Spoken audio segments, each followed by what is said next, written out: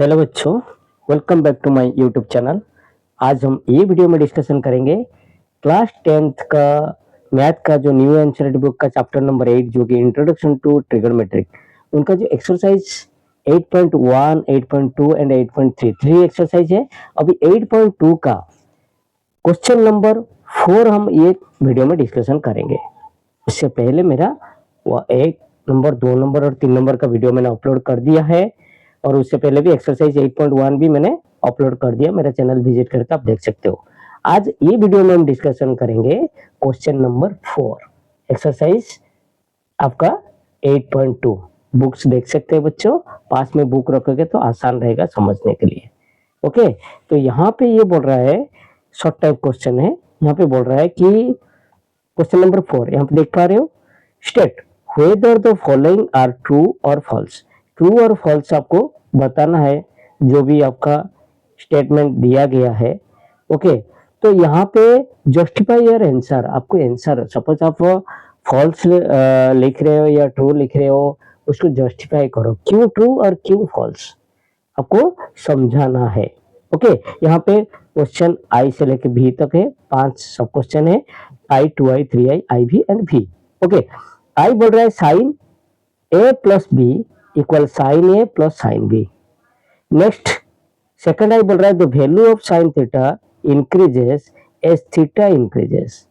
आपका साइन का value increases करेगा जब थीटा इंक्रीज करेगा। देखते हैं, the value of cos theta increases as theta increases. Theta बढ़ेगा तो आपका कॉस थीटा भी, कॉस थीटा का वैल्यू बढ़ेगा। Sine theta equal cos theta for all value of theta.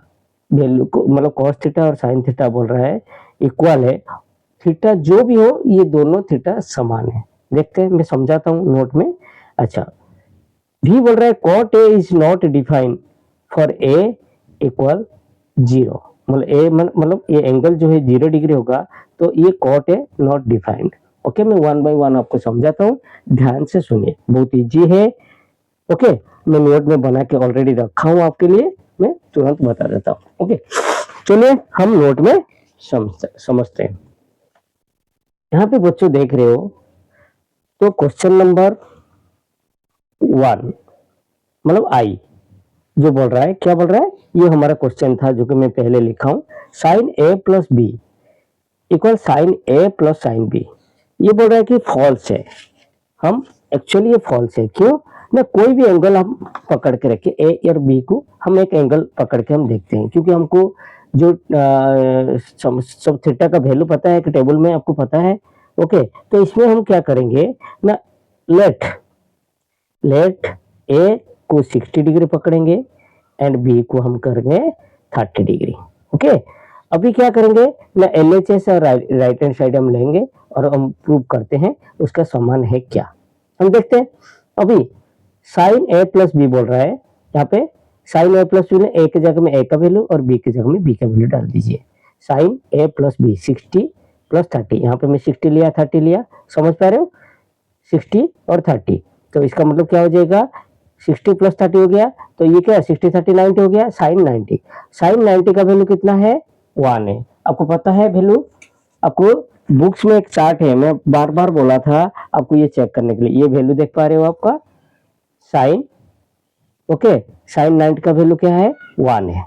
अब दिख रहा है साइन ए का, साइन से लेके कॉट तक 0 30 45 60 और 90 डिग्री का वैल्यू सारे दिया गया है। मैं ये बोला हूं तो बच्चों इसको याद रखने का। ओके, तो साइन 90 का वैल्यू 1 हो गया। अभी हम RHS देखते हैं, उसका 1 वैल्यू आ रहा है क्या, sign A plus sine B.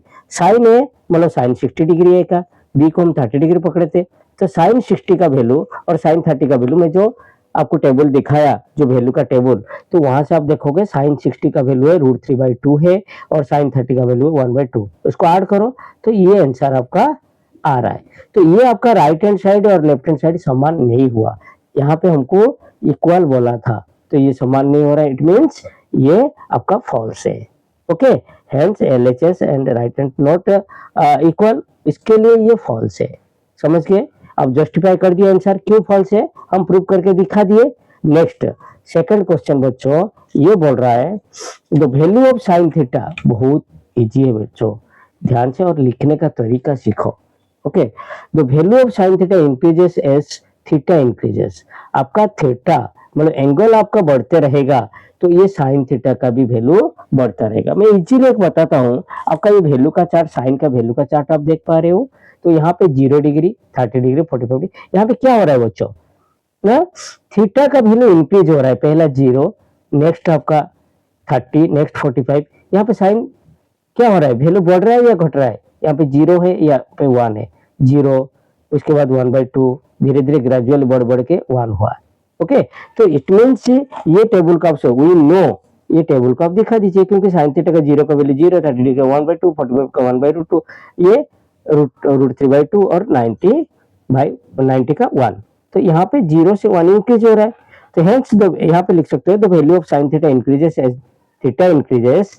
True, क्यों ट्रू है ना, वी नो ये आपका वैल्यू है, hence the value of sine theta increases as theta increases. Okay, next हमारा थर्ड आई, जो कि उनका ऑपोजिट बोल रहा है। थर्ड आई बोल रहा है क्या है ना, the value of cos theta increases as theta increases. तो फिर हम cos का देखते हैं। cos का वैल्यू देखिए 1 से 0 ग्रेजुअली डिक्रीज हो रहा है। यहाँ पे ऑपोजिट है, आपको पता है cos और sin दोनों का वैल्यू ऑपोजिट डायरेक्शन में जाता है। तो यहाँ पे आप लिख the value of cos theta increases as theta increases, ये फॉल्स है। क्यों ना, we know theta 0 degree, 30 degree, 45, इसका वैल्यू लिख दीजिए, आपको पता है 1 √3/2, 1 √2 और 1 2 और 0। तो इसके लिए यहाँ पे क्या हो रहा है, 1 से 0, 0 से 1, यहाँ पे देख पा रहे हो। तो यहाँ पे डिक्रीज हो रहा है। Here the value of the cos theta decreases as theta increases, so it is false. Okay, next IV क्या बोल रहा है ना, IV बोल रहा है कि sine theta cos theta, sine theta equal cos theta for all value of theta. Theta का कोई भी वैल्यू लो, ये दोनों का वैल्यू सेम है। कैसे नहीं है, आप टेबल देख पा रहे थे ना, तो नहीं है ना। तो यहाँ पे कोई भी एक एग्जांपल ले लो, साइन 30 1/2 एंड cos 30 आपका √3/2। ओनली एक केस में एक थीटा का जगह में सही हो रहा है। आप देखो ये साइन थीटा और cos थीटा का वैल्यू मैंने लिखा हूं, तो यहाँ पे साइन थीटा जो 45 डिग्री होता है तो वहां पे 1/2 हो रहा है, और cos थीटा भी 1/√2।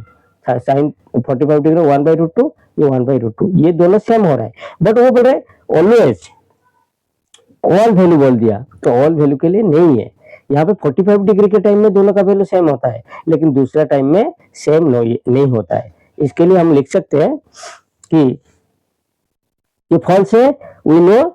एक एग्जांपल ले लो, ये अलग है, दिस इज ट्रू व्हेन, हाँ ये बोल रहे दिस इज ट्रू ओनली जब थीटा 45 डिग्री होगा, अदर केस में आपका ये फॉल्स है। ओके, नेक्स्ट भी नंबर बोल रहा है कि भी नंबर क्या क्वेश्चन बोला, कॉट ए। यहाँ पे क्वेश्चन देखो, बुक्स में भी दिखा देता हूँ, यहाँ पे डायरेक्ट मैंने आंसर लिख दिया। आपका भी बोल रहा है कि यहाँ पे देखिए, cot A is not defined for A equal 0 degree. 0 degree time में non defined. Okay, true, because if A 0 degree then cot A 1/tan है, हमको पता है cot 1/tan है, तो 1/tan A मतलब 0 डिग्री, तो 1/0, तो 1/0 को भी डिनोमिनेटर 0 नहीं लिखा जाता है, इसीलिए नॉट डिफाइंड। ओके, तो ये नॉन डिफाइंड हो गया। बच्चों आप समझ गए। तो ये शॉर्ट टाइप का क्वेश्चन था, लेकिन आपको जस्टिफाई कैसे करना वो इम्पोर्टेंट था। ओके, तो मैं होप करता हूँ कि आप ये अच्छा से समझ गए होंगे। फिर भी आपको कोई डाउट रहेगा तो आपको कमेंट सेक्शन में कमेंट कर सकते हो।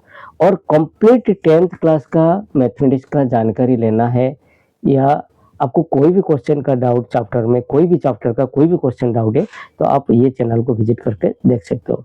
ये पूरा कंप्लीट आपका 10th क्लास का मैथ का जो न्यू एनसीईआरटी बुक का सारे सॉल्यूशन आपको मिल जाएगा।